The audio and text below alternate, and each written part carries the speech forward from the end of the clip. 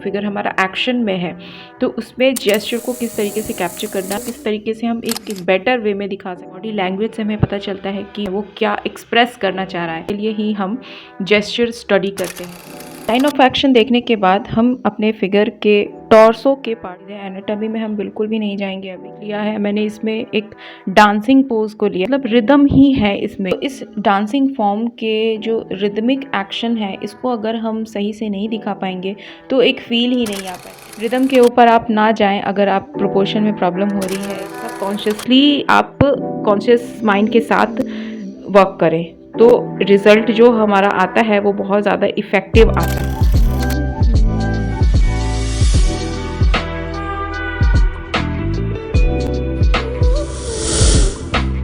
Hello friends, welcome back to my YouTube channel. तो how are you all? I hope कि all are doing good.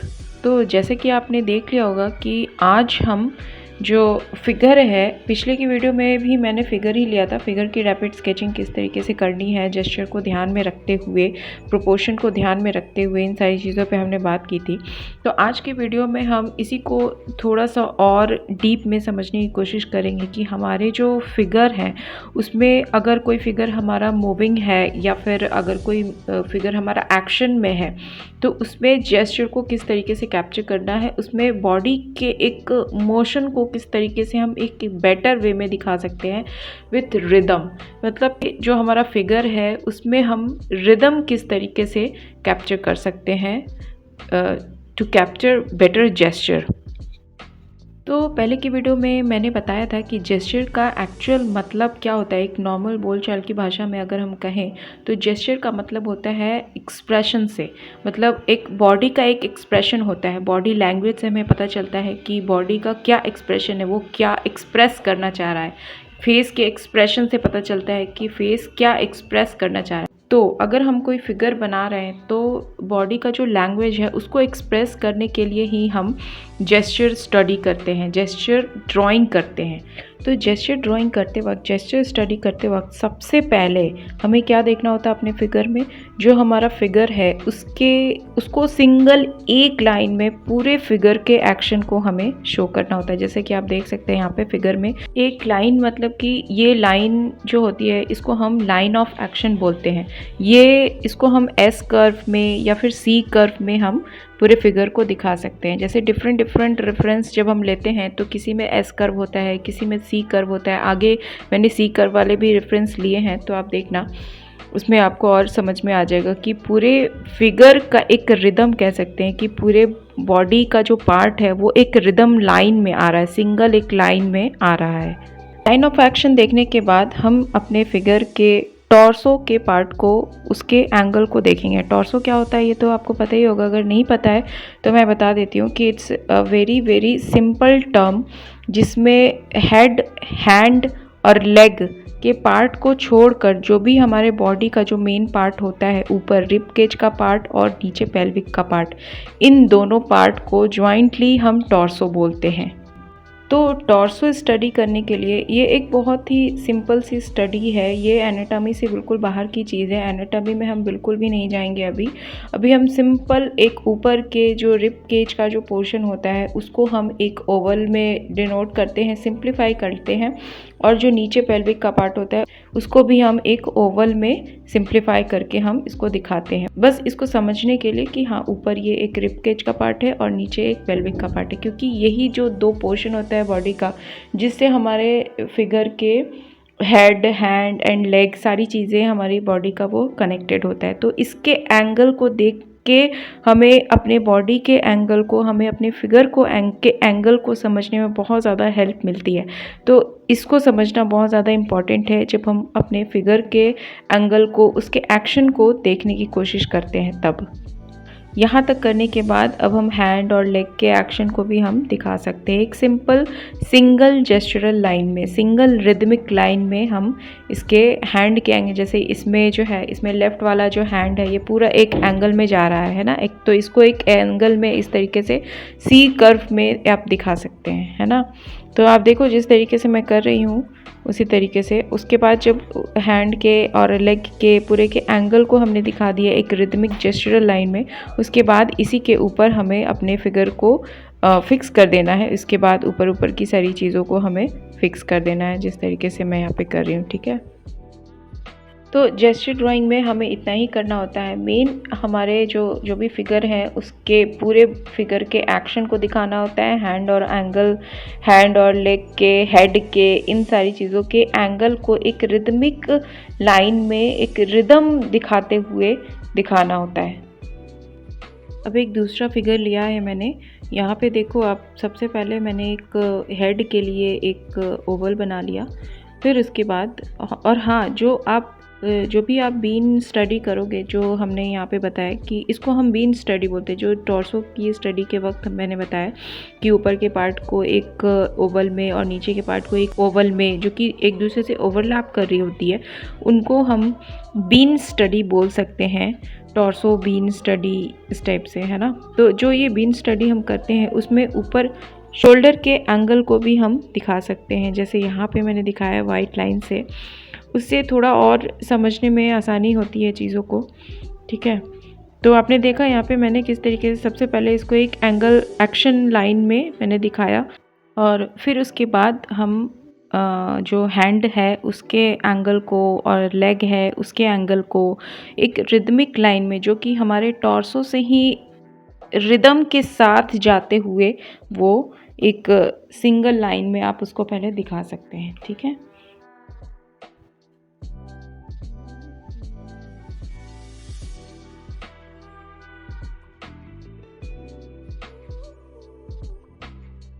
तो आप देख सकते हैं यहाँ पे लाइन की क्वालिटी की कितनी ज़्यादा इम्पॉर्टेंस है, क्योंकि अगर आपकी लाइन में क्वालिटी नहीं आएगी, एक स्ट्रेंथ नहीं आएगा, एक एनर्जी नहीं आएगी, तो एक रिदम ही नहीं आ पाएगा, है ना।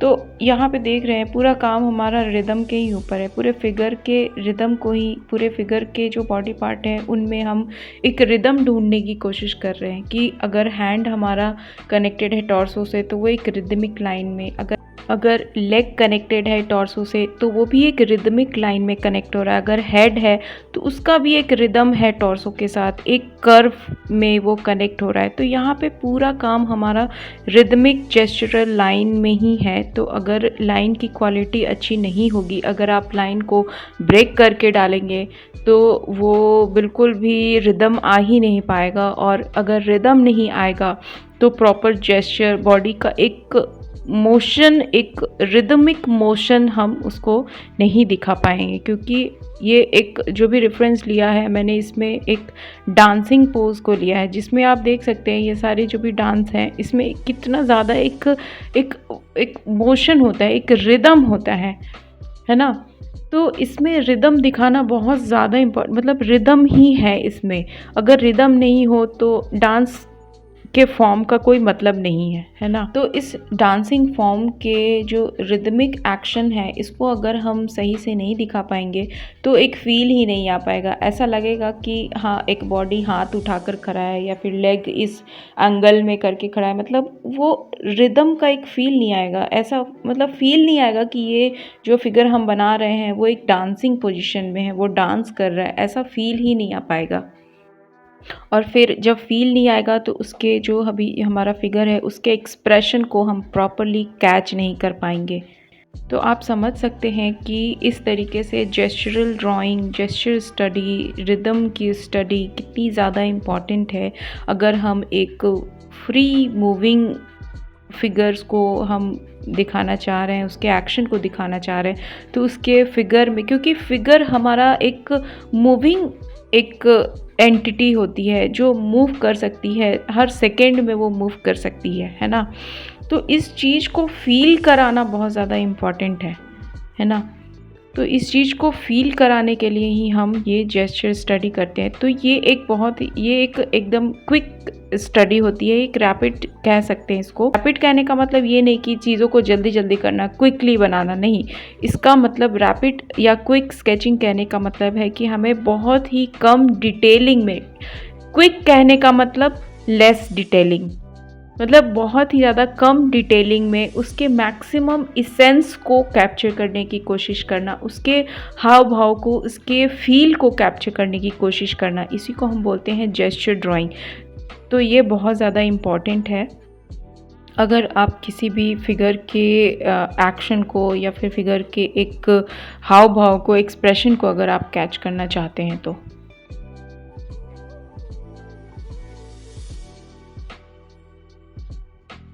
और एक चीज़ और मैं बोलना चाहूँगी कि जब हम इस तरीके से जेस्चर्स की स्टडी करते हैं, रिदमिक लाइन में एक रिदम की स्टडी करते हैं, तो proportion is also matters a lot, ठीक है।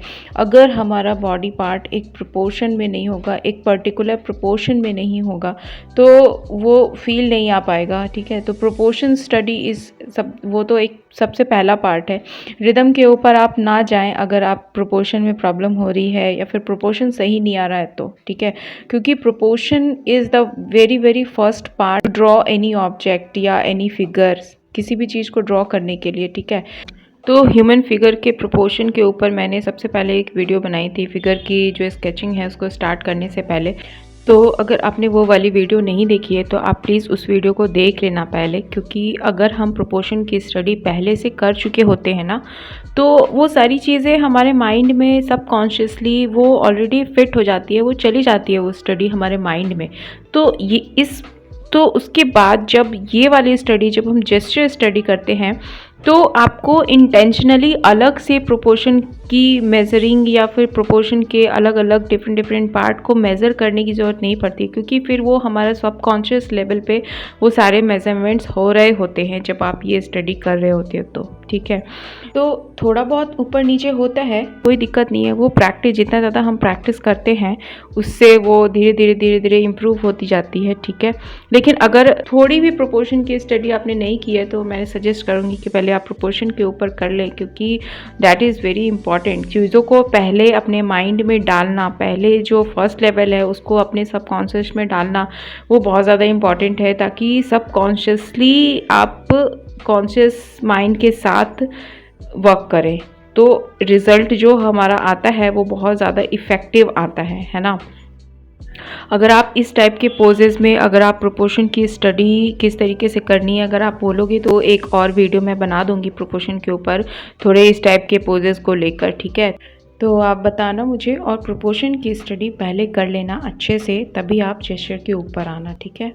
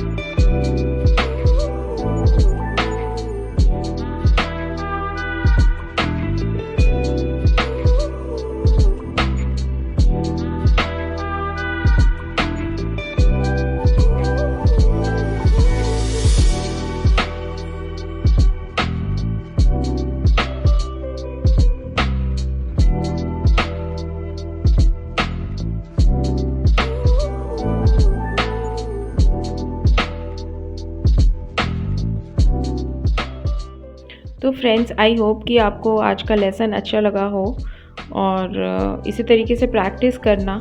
और मुझे बताना अगर कोई भी डाउट हो तो आप बिल्कुल कमेंट में पूछ सकते हैं, ठीक है। और इसी तरीके से प्रैक्टिस करना, क्योंकि practice is very very important, है ना। तो अगर आपको मेरा ये वर्क अच्छा लगा हो तो प्लीज़ आप मेरे इस वीडियो को लाइक कर सकते हैं और मेरे से जुड़ने के लिए मेरे चैनल को सब्सक्राइब भी कर सकते हैं। और अगर आपको अच्छा लगा ये लेसन तो आप इसको शेयर भी करना, ताकि ये लेसन और लोगों तक भी पहुंच पाए, क्योंकि it's very very basic learning. अगर हम कोई भी ह्यूमन फिगर बना रहे हैं, ये सारी चीज़ें बहुत ही ज़्यादा बेसिक चीज़ें हैं जो हर एक एस्पायरिंग आर्टिस्ट को जाननी बहुत ज़्यादा इम्पॉर्टेंट है। तो अगर अच्छी लगे हो तो इसको शेयर भी करना, है ना। तो फिर चलो फ्रेंड्स, मिलते हैं फिर नेक्स्ट वीडियो में नए लेसन के साथ। तब तक के लिए bye bye, keep watching, keep sharing and thanks for watching my video.